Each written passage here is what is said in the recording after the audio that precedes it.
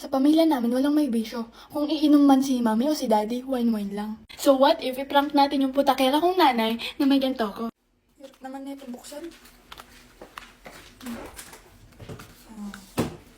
Pumpkin red.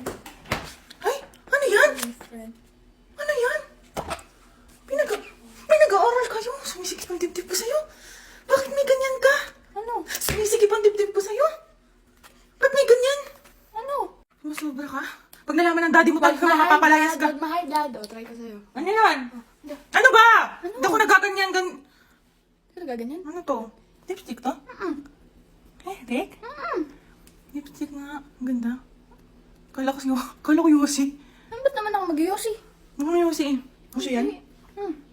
Sa akin, vibrant Ang orange. ganda yan. Sa akin maple leaf red. Tapos may dalawa pang colors dito. Ang ganda.